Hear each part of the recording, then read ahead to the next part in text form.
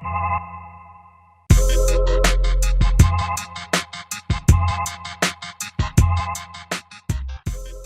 is the problem a lot of guys have, is that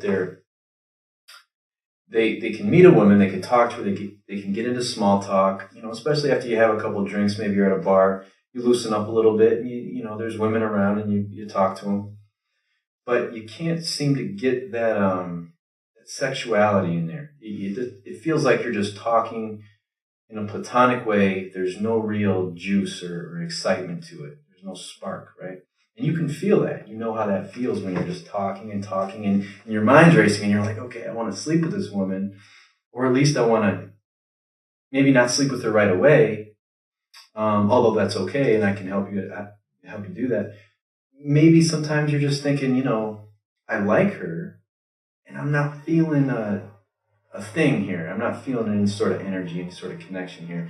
And it comes down to a lack of sexuality in the conversation. So even if you just maybe want to get to know her, talk to her, get her number, maybe see her again later, you know that you have an intuitive sense that your connection initially is sexual. And so you want to be able to trigger that sexual spark. Okay, so let's get into how to do that.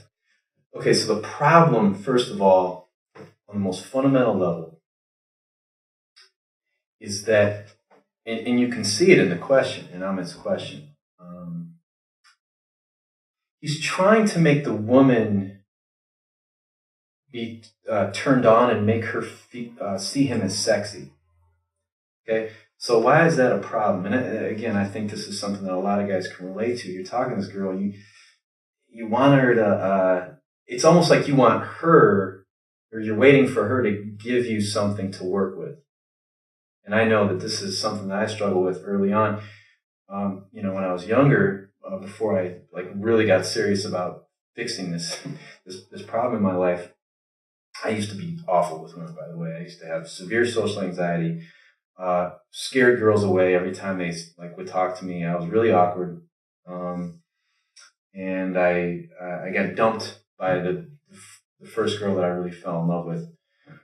Although you could say I loved this other girl that I dated in high school, and that's just kind of how I was. Like, a girl liked me, oh my God, I love her. Anyways, this girl dumped me in my early 20s, and I fell apart. It was the end of the world.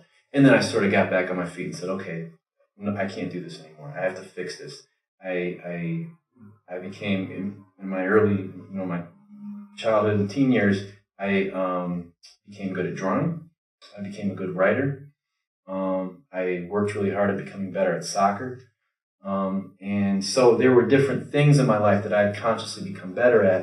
And I said, well, maybe I can do that with women.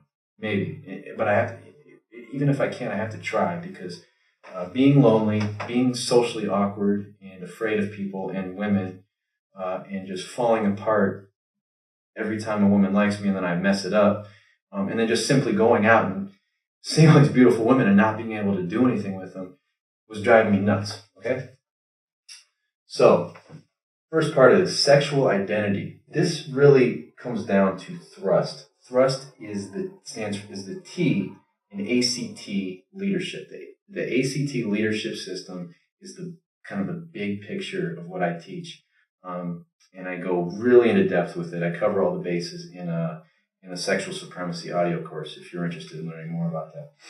But we'll get into that right now. So identity, you need to have a sexual identity. Remember Amit said, I want her to see me as sexy. Sexy is not the way to go. You want to be sexual, and I'll explain the difference. Thrust. This might seem like a strange word. Basically, that is your energy or masculine essence. That's who you are always. So in the way that you want to do well in your career and move forward in your career, that's thrust. That's your masculine energy. You want to impact the world.